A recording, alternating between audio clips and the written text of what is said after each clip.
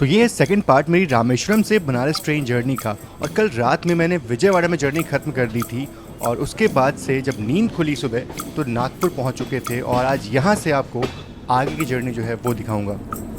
पर उससे पहले देखते हैं कि इस पार्ट पे आपको क्या क्या देखने को मिलने वाला है।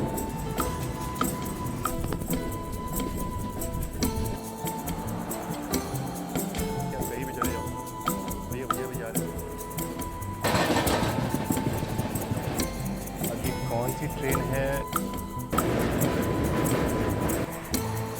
ये है कि आप कर्टन लगा दो।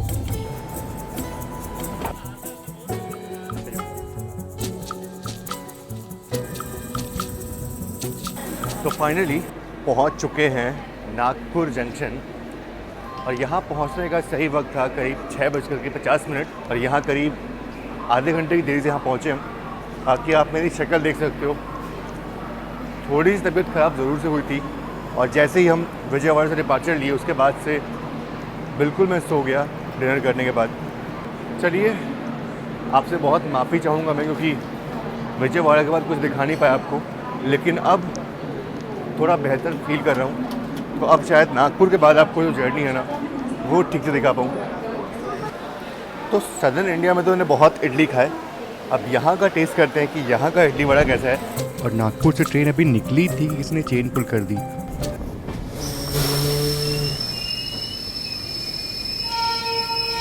चेन पुलिंग, किसी ने कर दी चेन पुलिंग। तो चेन पुलिंग के बाद वापस से अपना डिपार्चर नागपुर से हो चुका है और इन्हीं सब कारण से ट्रेन बहुत लेट हो जाती है और नागपुर से गुजरे और कैमरा डायमंड क्रॉसिंग की तरफ ना जाए ये तो हो नहीं सकता। तो नागपुर का ये डायमंड क्रॉसिंग वाकई में सबसे अलग और अनोखा है। तो सुबह के करीब 9 बज चुके हैं और अभी हम पहुँचे हैं तिगांव और मौसम देखो, मौसम बहुत ही खूबसूरत हो रहा है। सनराइज़ जो है वो देखने को नहीं मिला क्योंकि आसमान पे बादलों ने कब्ज़ा जो है वो किया हुआ है। और हाँ, एक और चीज़, हमारी ट्रेन यहाँ पे इसलिए रुकी है क्योंकि यहाँ पे ना एक टेक्निकल हॉल्ट है और पीछे बैंकर्स जो हैं वो अटैच होते हैं यहाँ पे।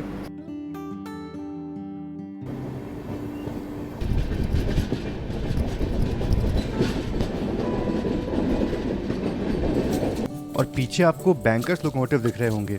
वैसे तो हमारे लोकोमोटिव्स बहुत ही पावरफुल होते हैं, लेकिन कभी कभी जब ग्रेडियंट ज़्यादा होता है तो ऐसे में बैंकर ज़रूरत पड़ती है ताकि जो ट्रेन है वो स्टेबल रह सके और कपलिंग जो है वो ना टूटे। और ये शायद से बेंगलोर राजधानी आ रही है।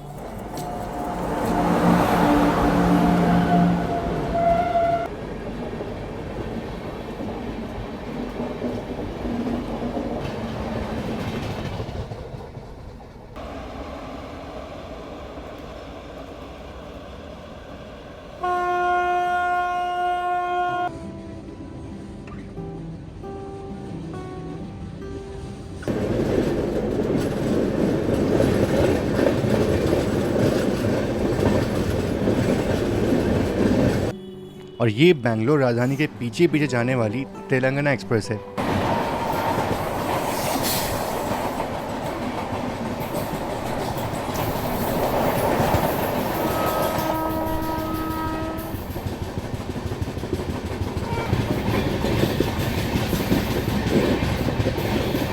तो मैंने सोचा था कि अमला जो है वो एक अच्छी खासी स्पीड में हम स्किप करेंगे, लेकिन बहुत ही स्लो स्पीड में हम स्किप कर रहे हैं अभी।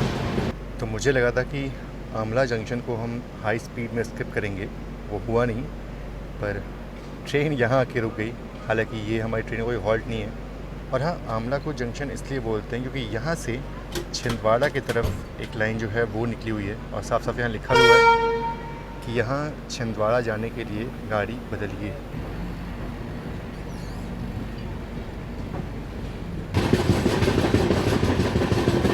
तो अगर हम डाउन ट्रैक पे होते ना तो हम उस ब्रिज के ऊपर जाते जो कि बहुत ही खूबसूरत लगता है, लेकिन इस ट्रैक में अब ट्रैक पे कुछ नहीं मिलता आपको।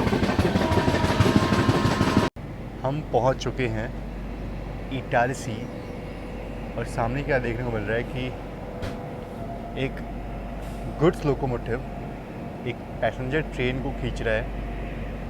अब ये कौन सी ट्रेन है ये देख पाना बहुत ही मुश्किल हो रहा है।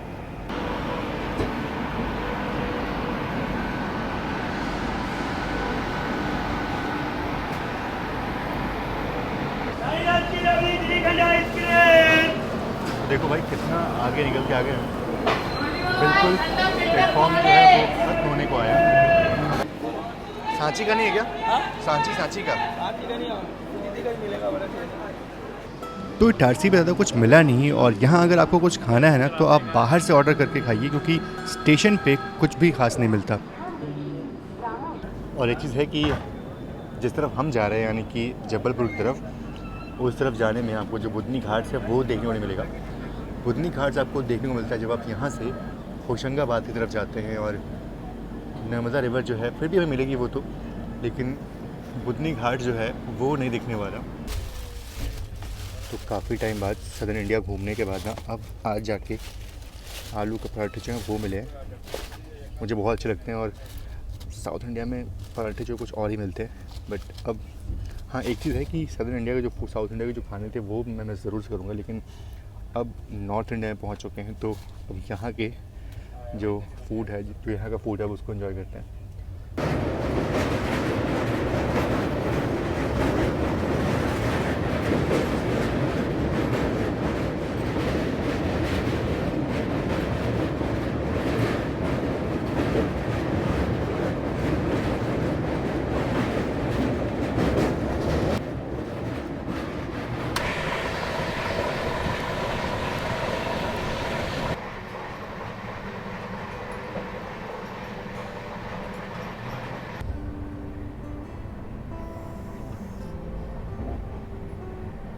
तो फ़िलहाल जबलपुर जो है बस पहुंचने वाले हैं, और हमने अपना टी शर्ट जो है वो चेंज कर लिया क्योंकि काफ़ी गंदा हो गया था। और एक और चीज़ है कि मौसम में फ़िलहाल कुछ ऐसा लग रहा है कि शायद बारिश हो जाए, पर पता नहीं। ये तो बहुत पहले से लगता हुआ आ रहा है, मतलब इटारसी के पहले से ही मौसम ऐसा था, लेकिन बारिश हुई नहीं, उल्टा धूप काफ़ी हुई। पर अभी जो है जबलपुर आने से पहले जो नर्मदा रिवर है वो क्रॉस होगी, तो पहले वो देखिए आप, उसके बाद से जबलपुर का जो अराइवल है वो मैं आपको दिखाऊंगा। तो एक तरफ मुझे आसमान बिल्कुल साफ दिख रहा था और दूसरी तरफ काले बादल छाए हुए थे।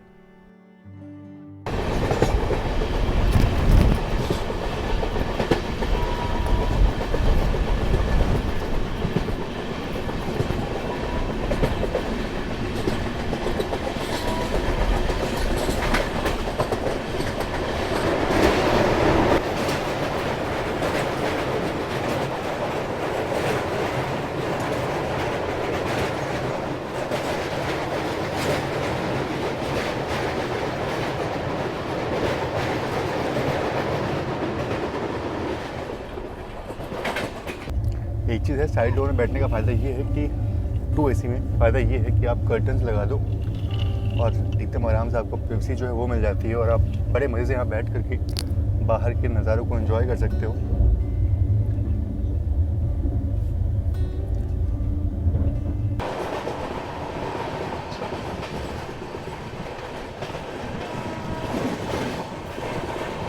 और ये बहुत रेयरली देखने को मिलता है आज के ज़माने में, जब डीजल लोकोमोटिव प्लेटफॉर्म पे खड़ा हो।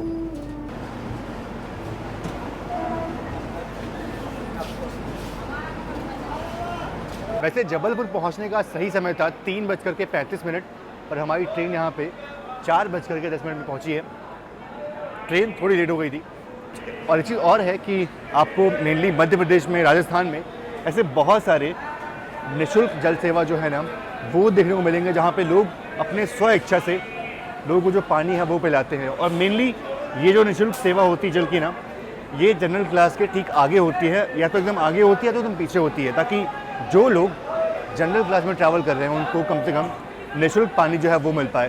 तो ये बहुत ही बेस्ट चीज़ लगती है मुझे। और वैसे भी जबलपुर को ना संस्कार धानी कहते हैं, मतलब कि यहाँ इतने संस्कारी लोग हैं, यहाँ कल्चर इतना ज़्यादा पुराना है, लोग अपने रूट से इतने जुड़े हुए हैं ना कि सच में यहाँ के लोग बहुत ही संस्कारी है। और ऐसा मैं नहीं कह रहा, विनोबा भावे जो है वो कहते हैं।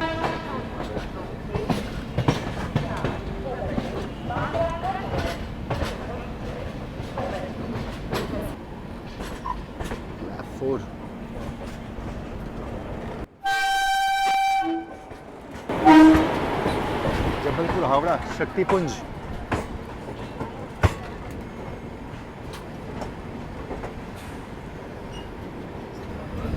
स्लीपर क्लास का भी हाल आप देखो तो बिल्कुल गेट तक लोग जो हैं वो बाहर खड़े हैं। और ये देखो, ये है जनरल क्लास। बहुत ही मुश्किल है यात्रा करना, बहुत ही मुश्किल है। और जबलपुर से निकलने के बाद ज़्यादा कुछ दिखाने को था नहीं, तो सीधा कटनी जंक्शन पे मैं बाहर निकलता हूँ।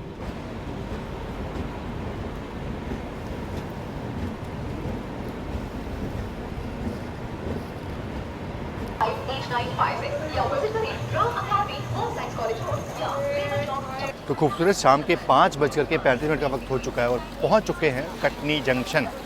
और कटनी जंक्शन में ना ये राइट में काफ़ी टाइम बाद मैं कटनी जंक्शन पे आया हूँ। और एक और चीज़ है, कटनी की चाय आप मिस मत करिएगा, चाय बहुत अच्छी मिलती है। बाकी में चाय काफ़ी अच्छी है, मतलब बहुत अच्छी नहीं है पर नॉर्मल अदर स्टेशन के मुकाबले काफ़ी अच्छी है। अच्छा, बात करें कटनी जंक्शन की ना, तो जंक्शन इसलिए कहते हैं क्योंकि यहाँ से आपको सतना की तरफ जाने वाली लाइन मिल जाएगी जैसे हम जा रहे हैं। उसके बाद से पीछे यानी कि जैसे हम आ रहे हैं जबलपुर की तरफ से, वो एक लाइन हो गई। फिर यहाँ से आप बीना की तरफ भी जा सकते हो। और एक और चीज़ है, यहाँ से एक लाइन जो है ना वो अनूपपुर की तरफ गई है, वहाँ से आप बिलासपुर और अंबिकापुर की तरफ जा सकते हो। तो कहने का मतलब ये है कि यहाँ से भी कनेक्टिविटी जो है ना आपको इंडिया के कोने कोने मिल जाती है। तो ये एक इम्पॉर्टेंट जंक्शन है इस रूट का। ना डिपार्चर का टाइम भी हो गया यहाँ से।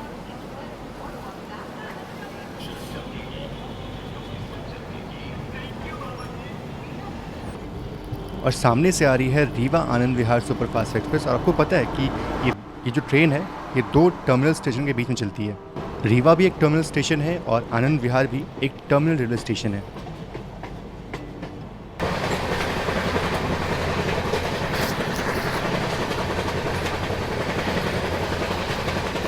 फ़िलहाल अभी मैहर देवी जो है वो स्किप कर रहे हैं हम।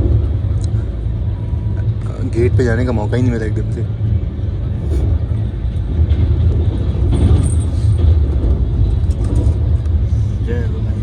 वैसे तो इस जर्नी में मैंने बहुत कुछ मिस कर दिया, पर ये खूबसूरत सनसेट मैं बिल्कुल ही मिस नहीं करना चाहता था।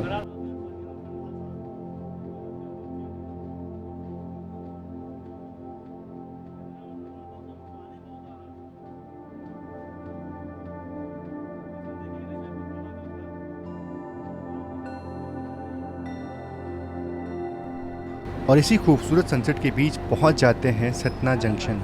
और सतना को जंक्शन इसलिए बोलते हैं क्योंकि यहीं से एक लाइन निकल जाती है रीवा की तरफ। बहुत ही पीसफुल रेलवे स्टेशन लगता है मुझे ये।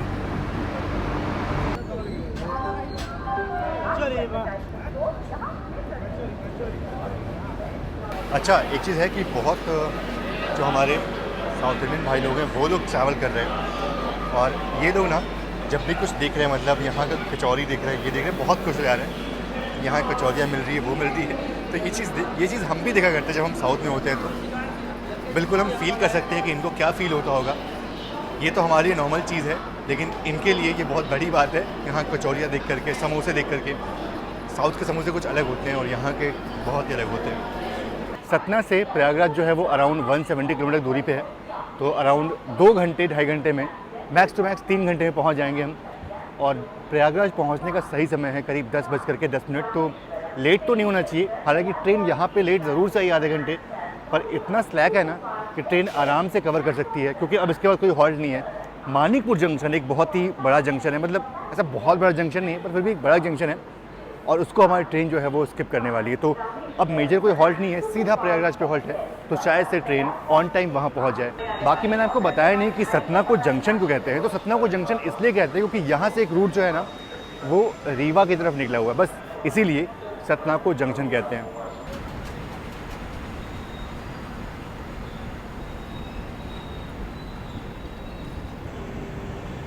ओ, ये क्या चीज़ है? ये तो WG12 है, पर वो सामने देखो आप, बिल्कुल ऐसा लग रहा है मानो बिना इंजन के ये जो मालगाड़ी है वो चल रही है।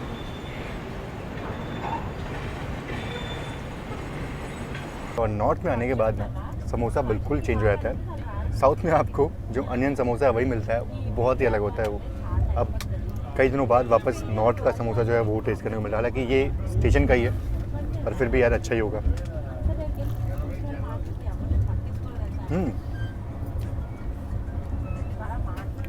स्टेशन के हिसाब से काफ़ी अच्छा है। और सतना कटनी वाले रीजन में ना आपको समोसे जो है वो अच्छे मिल जाते हैं। और साउथ के समोसे खाने के बाद नॉर्थ के समोसे का स्वाद कुछ ज़्यादा ही बढ़ जाता है। तो अभी फ़िलहाल स्किप कर रहे हैं मानिकपुर जंक्शन को और वक्त हो चुका है रात के 8 बजे का और सामने खड़ी है बरौनी गोंदिया। और अचानक से ये हो जाता है। ट्रेन रुकी रुकी रुकी और रुक गई।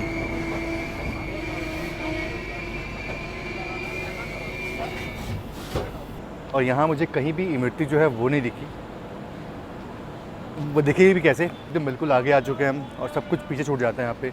और वैसे भी यहाँ पे शेड्यूल हॉल्ट था नहीं ट्रेन का। अच्छा, बात करें मानिकपुर की तो उसको जंक्शन इसलिए बोलते हैं ना क्योंकि यहाँ से एक लाइन जो है वो निकल जाती है बांदा की तरफ, बस इसीलिए मानिकपुर को जंक्शन जो है वो बोलते हैं। और ये तो स्कैम हो गया, मतलब सामने वाली गोंदिया बरौनी को यहाँ से निकलने का संकेत जो है वो मिल चुका है और हमारी ट्रेन अभी यहीं पे खड़ी रहने वाली है।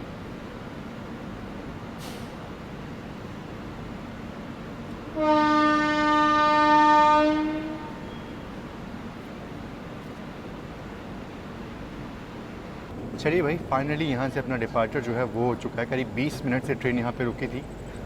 अब आगे गोंदिया बरौनी जो है वो चल रही है तो ट्रॉल तो करेगी ही, पर फाइनली अपना डिपार्चर यहाँ से हो चुका है। ये अच्छी बात है। अब इसमें कोई बड़ी बात नहीं होगी कि शायद आगे जा कर के हम बरौनी गोंदिया को ओवरटेक भी कर लें, क्योंकि हमारा कोई हॉल्ट नहीं इसके बाद से। तो वक्त हो चुका है रात के 10 बजे का और हम पहुंच रहे हैं नैनी जंक्शन। आइए अराइवल जो है वो दिखाते हैं। वैसे नैनी रुकने का तो कोई मतलब था नहीं, यहाँ हॉल्ट नहीं था, लेकिन ट्रेन फिर भी यहाँ पे रुक चुकी है।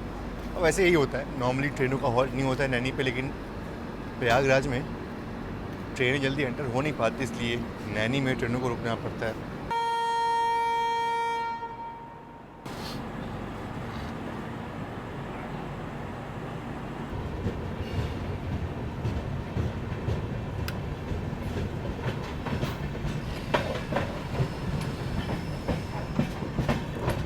और अभी हम जिस ब्रिज पे जा रहे हैं ना, ये है ओल्ड नैनी ब्रिज और ये रोड कम रेल ब्रिज है। नीचे जो है वो रोड ट्रैफिक जा रहा है और ऊपर हम जा रहे हैं अभी। और भाई बहुत ही सावधानी से यहाँ पे शूट करना होता है, क्योंकि कभी कभी ना आपको यहाँ पे लोग खड़े मिल जाते हैं जो आराम से आपके फ़ोन को छीन सकते हैं। इसलिए मैं तो बिल्कुल दरवाजे के बाहर इस तरफ आके शूट कर रहा हूँ। अदरवाइज़ आप जानते होंगे कि मैं जब कोई ब्रिज का शॉट लेता हूँ तो किस तरीके से लेता हूँ।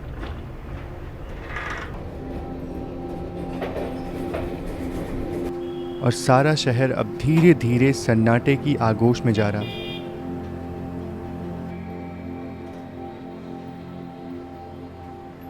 तो एक चीज़ मैं कहना चाहूँगा कि जो प्रयागराज है ना, वो बिल्कुल नहीं चाहता ट्रेनों को अंदर लेना। मतलब ट्रेन यहाँ पे करीब 35 मिनट से खड़ी थी और सिर्फ नैनी से यहाँ तक आने में ना करीब 3 से 4 सिग्नल जो है वो मिलते हैं और सभी भी हमारी ट्रेन रुकी थी।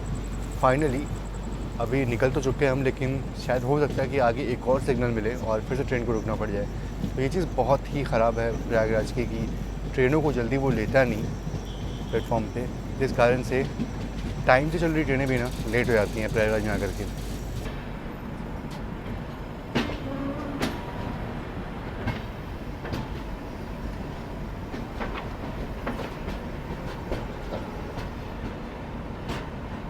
सामने खड़ी है एलटीटी गोरखपुर। और थोड़ा खाना दे।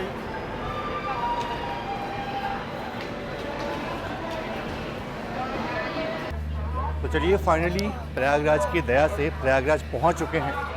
फाइनली प्लेटफॉर्म पे ले लिया हमारी गाड़ी को। बाकी यहाँ पहुंचने का जो सही वक्त था ना, वो था 10:10 पर ट्रेन यहाँ पे ऑलमोस्ट 50 मिनट की देरी से आई है। और मैं एक चीज़ देख रहा हूँ कि जितने भी सदर्न इंडिया से लोग आए थे ना, वो नॉर्मली यहाँ भी लोगों ने काफ़ी ट्रेन को डिबोर्ड कर दिया है। प्रयागराज पहुँचते पहुँचते हमने करीब 2670 किलोमीटर की जर्नी जो है वो कवर कर ली है। और अगर आपको याद हो तो 8 तारीख को रात को 11:55 पर हमने अपनी यात्रा जो थी वो शुरू की थी। और अभी आज दिन है 10 तारीख और रात के 11 बज चुके हैं। ऑलमोस्ट 2 दिन हो चुके हैं हमें सफ़र करते हुए इस ट्रेन में। और अभी भी बनारस जो है वो ऑलमोस्ट 120 किलोमीटर की दूरी पे है। LTT गोरखपुर।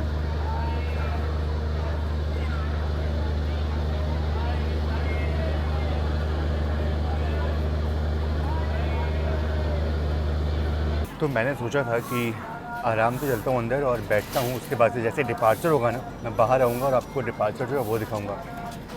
लेकिन अभी वक्त हो चुका है करीब 11:50।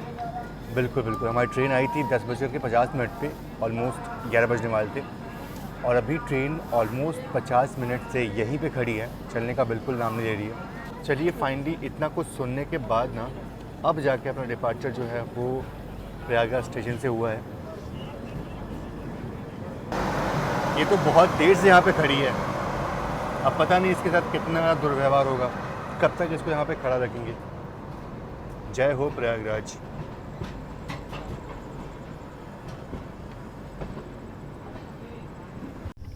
अब जैसे ये देखिए, तो ये खड़ी है हमारी शिव गंगा एक्सप्रेस, बहुत देर से यहाँ पे खड़ी है। ये बहुत ही पहले यहाँ पे आ गई थी और अब यहाँ बैठ कर के इंतज़ार करेगी जब तक प्रयागराज इसको अलाउ नहीं करेगा। चलिए, रात के वक्त में कुछ भी दिखा पाना पॉसिबल नहीं है, तो सीधा आपसे मिलते हैं सुबह के वक्त में नहीं, बस जब हमारी ट्रेन पहुंचने वाली होगी बनारस रेलवे स्टेशन तब आपसे मिलते हैं। यानी अब से करीब 2.5 घंटे बाद हम बनारस में होंगे, तो वहीं पे ब्लॉग को ख़त्म करेंगे। फिलहाल चलिए अभी थोड़ा सा रेस्ट कर लेता हूँ और सीधा आपसे मिलता हूँ बनारस रेलवे स्टेशन पर। तो आधी रात में करीब 2 बजे आखिरकार अपने गंतव्य स्टेशन बनारस पहुंच चुके हैं। तो करीब 2789 किलोमीटर की यात्रा यहीं ख़त्म हो जाती है, और यकीन मानिए इतना लंबा सफ़र करने के बाद जब आप अपने होम टाउन पहुँचते हो ना, तो वाकई बहुत ही अच्छा लगता है। तो आप सभी का बहुत बहुत धन्यवाद इस वीडियो को देखने के लिए। जय Hind and God bless you all.